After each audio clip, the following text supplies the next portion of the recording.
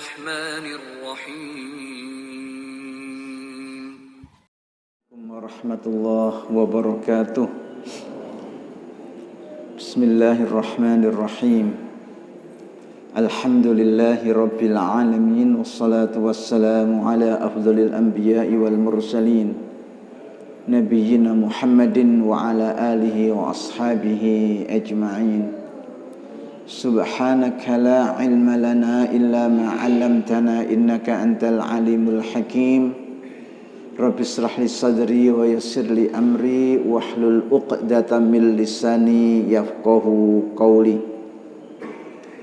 Hadirin wal hadirat, para jamaah rahimakumullah, alhamdulillah kita panjatkan rasa tasyakur kita kehadirat Allah atas segala nikmat yang telah dilimpahkan kepada kita semua.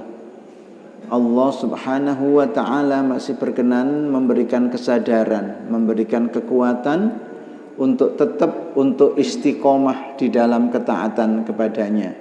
Mudah-mudahan saum Ramadan pada tahun ini bisa kita laksanakan sebaik-baiknya, bisa kita laksanakan dengan sempurna, dan kita akan mengakhiri sebagai hamba-hamba Allah yang muttaqin, hamba-hamba Allah yang bertakwa.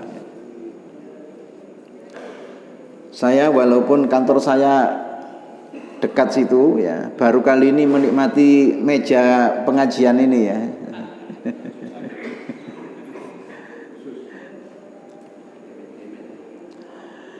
Baik hadirin, mungkin kita akan bicara tentang hal-hal yang sederhana saja kaitannya dengan saum Ramadan, atau materi-materi yang tidak begitu populer ya diungkap oleh para pembicara, oleh para narator.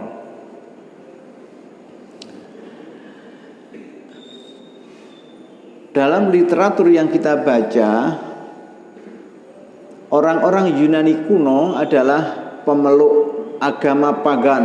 Mereka menyembah berhala. Mereka beri nama hari sesuai dengan nama dewa yang mereka sembah pada hari itu. Pada hari menyembah dewa matahari, mereka kasih nama hari itu Sunday. Sun, matahari. Pada hari menyembah dewa bulan, mereka kasih nama Monday. Pada hari mereka menyembah dewa Saturnus, mereka kasih nama hari itu Saturday. Beda dengan orang-orang Arab, mereka memberi nama bulan sesuai dengan iklim yang terjadi di lingkungan mereka.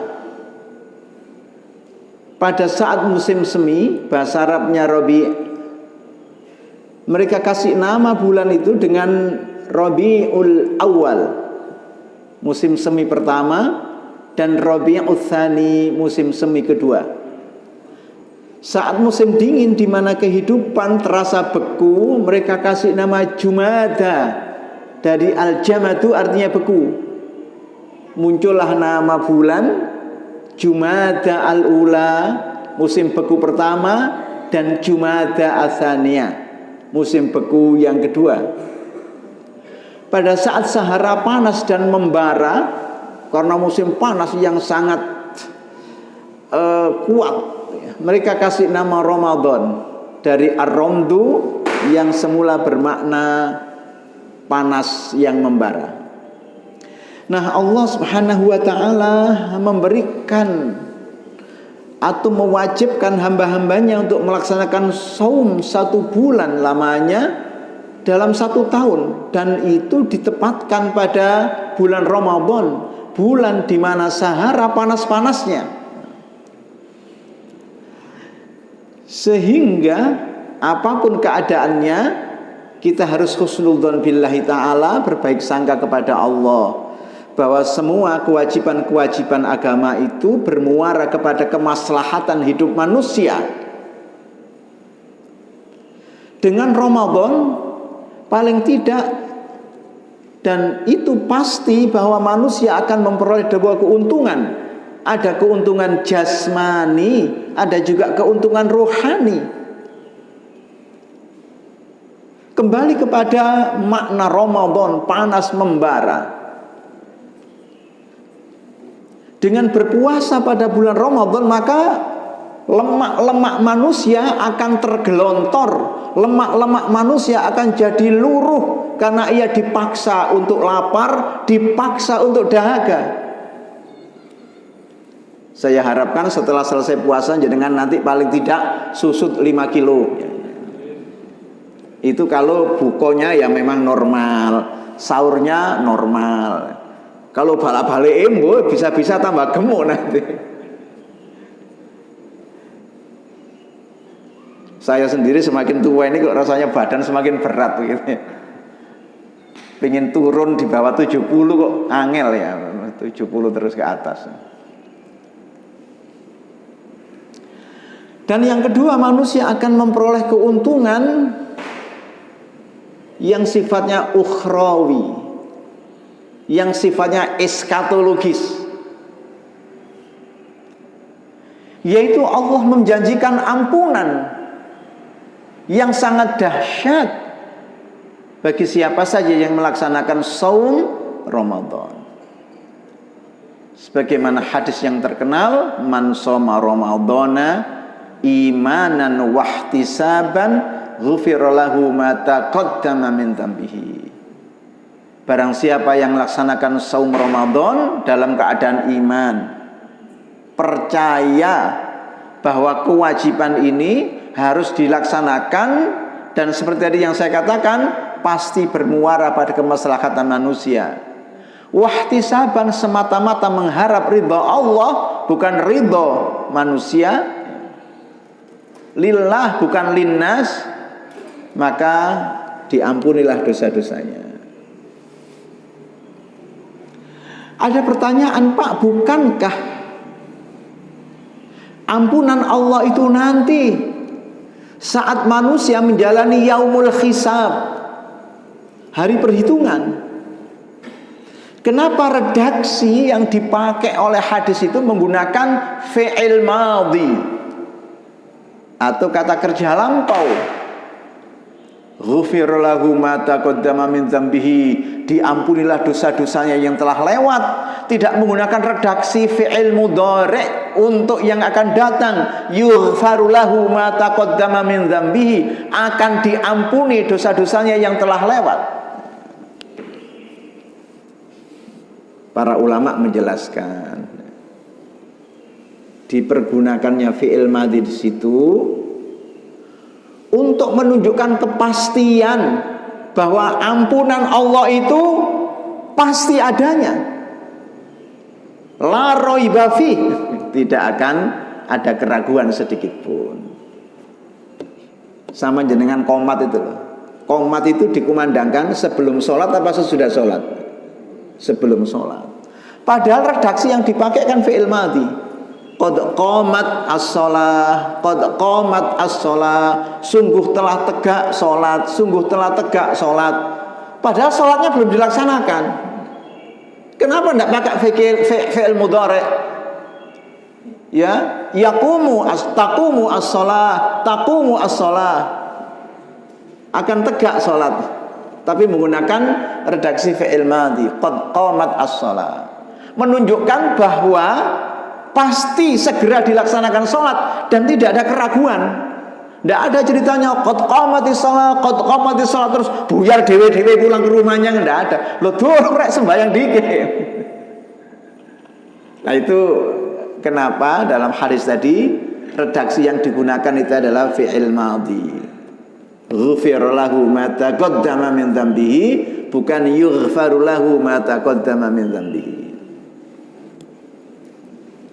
Baik, surat Al-Baqarah 183 sampai 187 adalah kelompok ayat tentang puasa.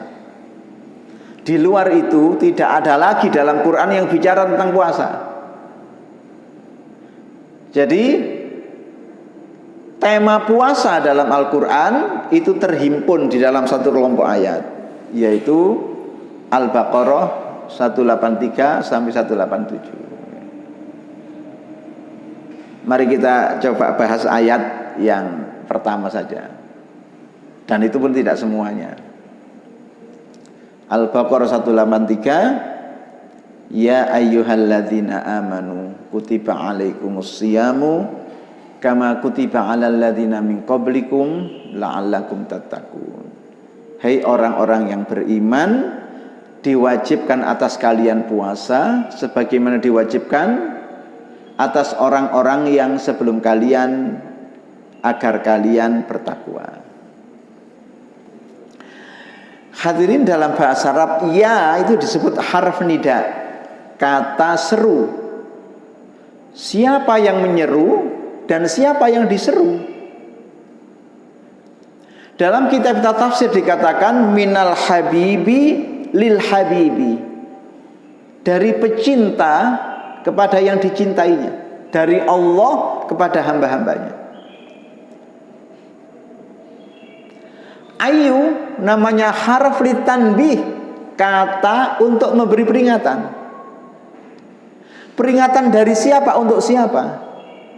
Peringatan minal habibi lil habibi, dari pecinta kepada yang dicintainya. Kalau jenengan manten anyar itu ya, runtang-runtung gandengan sama istrinya, sepeda motor masih jauh, diperingatkan, dek minggir dek, dengan halus digeser istrinya karena sangat cinta. Nanti kalau sudah puluhan tahun menikah, ojo ndelereng ae ta lah mlaku, kesandung. Ndak begitu, guyon aja itu.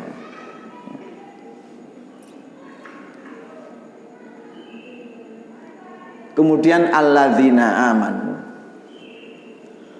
oleh para ulama dikatakan hadhihi syahadatun minal habib, itu kesaksian dari pecinta bahwa yang dicintai menaruh kepercayaan kepada yang mencintai.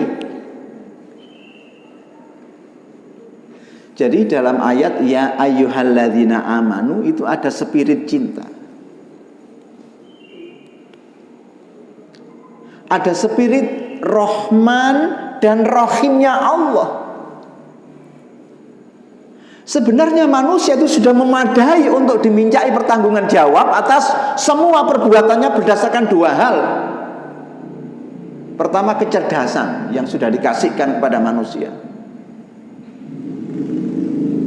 Karena dengan kecerdasannya manusia memiliki kemampuan mengidentifikasi segala macam benda yang ada di sekelilingnya, yang manfaat, yang madarat.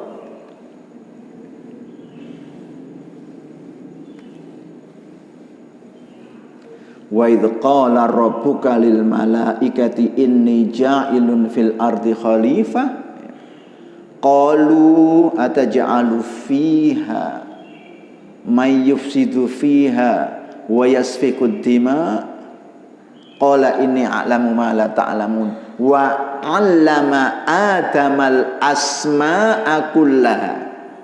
Ayat itu, wa 'allama adamal asma'a kullaha. Dan ia Allah ajarkan segala macam ilmu kepada Adam, artinya memberi kecerdasan. Yang dengan kecerdasan itu manusia mampu mengidentifikasi segala macam benda yang ada di sekelilingnya. Perkembangan ilmu pengetahuan,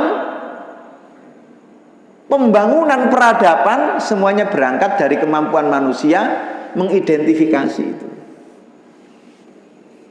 Ibu-ibu itu kalau masak mesti melibatkan kunyit atau kunir dalam bahasa Jawanya. Untuk apa? Asem-asem bandeng kayak kunir, asem-asem sembilang kayak kunir. Tidak apa-apa walaupun masih pagi bicara asem-asem sembilang. Untuk apa? Menghilangkan efek amis. Dari mana? Siapa yang memulai tradisi itu? Nggak tahu Pak, nggak tahu. Mulai dulu orang masak juga begitu. Itu hasil identifikasi. Oh, mungkin dari try and error, dicoba salah, coba lagi salah, coba lagi salah. Lahirlah industri jamu, lahirlah industri farmasi. lahir teknologi, orang tidak lagi terbang, tidak saja terbang ke angkasa, tapi juga terbang di luar angkasa. Luar biasa itu. Yang kedua, karena kecenderungannya beragama. Naluri beragama itu ada dalam manusia. Karena naluri. Gampangnya menikah itu kan naluri manusia. Kawin itu naluri manusia.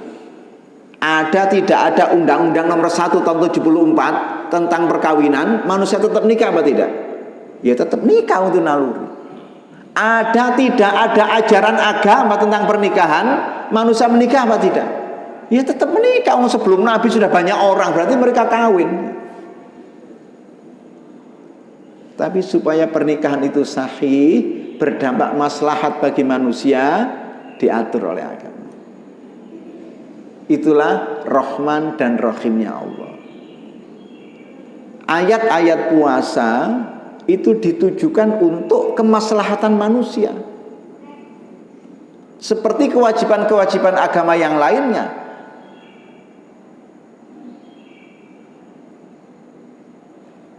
Sebenarnya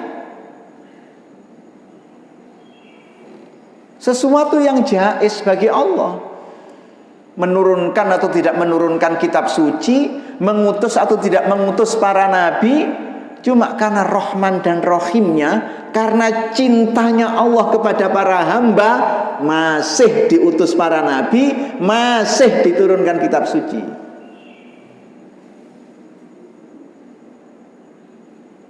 Diturunkan bulan Ramadan karena Allah ingin hamba-hambanya itu suci. Kayaumin waladathu ummuhu, seperti hari di mana ibundanya melahirkannya. Ghufira lahu ma taqaddama min dzambihi. Diampunilah dosa-dosa yang telah lewat dalam hidupnya. Makanya Imam Al-Hasan mengatakan, kalau Anda mendengar ayat Al-Quran yang dimulai dengan ya ayyuhalladzina amanu, camkan baik-baik,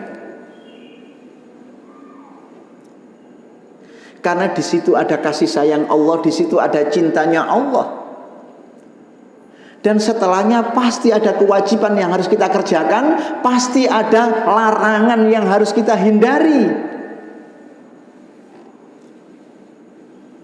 Al-Imam Ja'far As-Shadiq mengatakan, jika kita melaksanakan kewajiban-kewajiban agama yang perintahnya diawali dengan ya ayyuhalladzina amanu, maka ada rasa lezat, ada rasa nikmat yang menghilangkan segala macam berat serta kepayahan.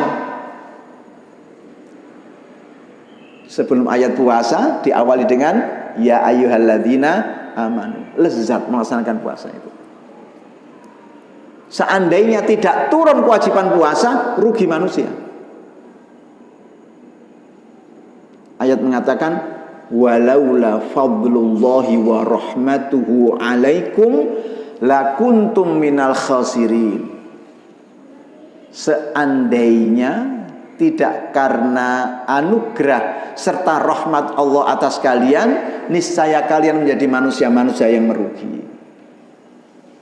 Minha saum Ramadan.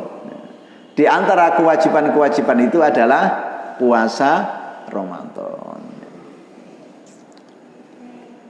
Sudah itu ya ayyuhalladzina amanu. Sekarang kutiba alaikumusiyam.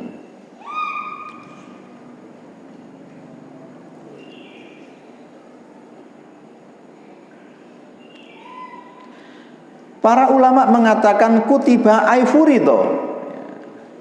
Kutiba secara harfiah ditulis, tapi maknanya diwajibkan. Karena ditulis dalam undang-undang, ya, misalnya begitu, artinya menjadi kewajiban.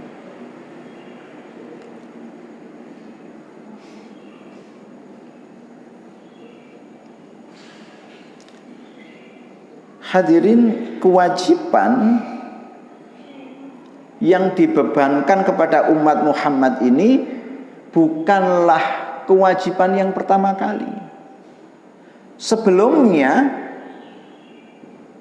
Maksudnya umat-umat zaman silam juga memperoleh kewajiban yang sama. Kama kutiba 'alal ladzina min qablikum. Tapi kesamaan itu bukan di dalam kaifiyahnya. Keserupaan itu bukan di dalam tata caranya. Tapi keserupaan itu di dalam kewajibannya. Menurut penjelasan para ulama seperti itu, at-tashbih, keserupaan itu hanya di dalam kewajibannya, la fil kaifiyah was thawab, tidak di dalam tata cara dan pahalanya. Tidak banyak keterangan di dalam kitab-kitab tafsir tentang bagaimana puasanya umat zaman silam. Ada keterangan-keterangan antara Nabi Adam sampai Nabi Musa, puasa itu diwajibkan, tetapi pada hari-hari putih setiap bulan yang kita kenal dengan Ayyamul Bid, tanggal 13, 14, 15 bulan Komariah. Tapi setelah Nabi Musa, itu setahun hanya satu hari saja, yakni Yaum Asyura, hari yang diyakini di mana Musa diselamatkan karena saat itu Fir'aun dan bala tentaranya tenggelam di Laut Merah. Tapi kemudian ada penjelasan ya, misalnya dari Muhammad Ali As-Sabuni dalam kitabnya Rawaiul Bayan fi tafsiri ayatil ahkam. Orang Yahudi puasa satu hari dalam satu tahun, yaitu pada Yaum Asyura ya. Kalau sekarang kan tanggal 10 bulan Muharram. Orang Nasrani itu juga diwajibkan puasa satu bulan. Cuma satu saat bulannya itu dipindah ke bulan-bulan yang nyaman. Sebagai kompensasinya ditambah 10 hari. Terus ganti raja, kemudian menjadi 50 hari. Katanya sampai sekarang orang Nasrani itu ada puasa 50 hari. Cuma tidak tahu bentuk puasanya, yang jelas beda dengan cara puasa yang disyariatkan oleh Nabi kita Muhammad SAW. Apa hikmah dibalik penyebutan kama kutiba 'alal ladzina min qablikum?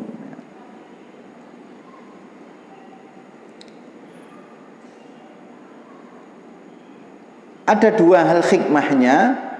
Pertama, meringankan. Kedua, hiburan. Demikian yang diterangkan para ulama mufassirin. Satu pekerjaan yang berat, kalau dilakukan oleh orang dalam jumlah banyak, tidak terasa. Bahwa itu melelahkan, ya. Cuma kalau dilakukan oleh orang banyak, itu menjadi ringan. Jenengan ada event tahunan di Jawa Timur, gerak jalan Mojokerto Surabaya untuk memperingati 10 November Hari Pahlawan. Yang ikut ribuan. Padahal jauh Pak, itu mungkin 50 kilo dari Mojokerto Surabaya. Cuma karena yang ikut ribuan, penonton banyak, kanan kiri memberi support, tidak terasa, moro-moro tutup Surabaya. Ya setelah itu dengkle pijet rong dino. Tapi kan saat melaksanakan tidak terasa berat. Kenapa tidak terasa berat? Koncone akeh. Kedua, dulu juga begitu, tahun sebelumnya juga begitu. Tidak ada ceritanya orang kemudian mati gara-gara ikut gerak jalan Mojokerto Surabaya. Tapi jenengan coba karep-karep jenengan sendiri terus melaku karepe dhewe gak ono sing ngetutno Mojokerto Surabaya. Wah, saya tidak yakin jenengan sampai di finish. Paling oleh 2 kilo mampir warkop nilpun koncone, jemputan rek aku gak ngatasi bisa. Tidak ada temennya. Di samping tidak ada temennya, tidak ada yang ngasih support, tidak ada supporternya. Demikianlah hikmah kenapa disebut kama kutiba 'alal ladzina min qablikum. Oh, kalau dulu-dulu ada kewajiban puasa, ya enggak apa-apa, ringan-ringan saja, enggak ada yang berat. Enggak ada ceritanya dalam Islam orang mati kaliren, karena puasa, enggak ada. Enggak ada ceritanya. Karena puasa dalam Islam itu insani, humanistik, pro kemanusiaan. Ada berbuka, ada makan sahur. Jenengan puasa enggak pakai makan sahur enggak apa-apa, tapi makro, enggak dapat sunahnya. Makanya ada perintah segera berbuka. Itu takjil namanya. Ajjala yu'ajjilu takjil itu menyegerakan berbuka. Tapi oleh kita kadang-kadang dipahami lain. Takjil itu adalah berbuka ronde pertama. Ya iki sing garai gak tambah langsing ya. Takjil ronde pertama.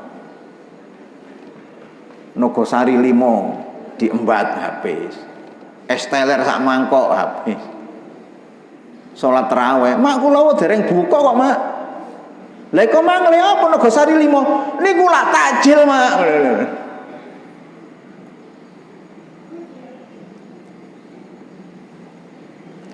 Baiklah hadirin, itulah yang bisa kita sampaikan pada hari ini.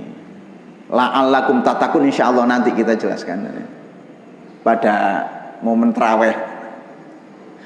Aku qauli hadza, wassalamu alaikum warahmatullahi wabarakatuh.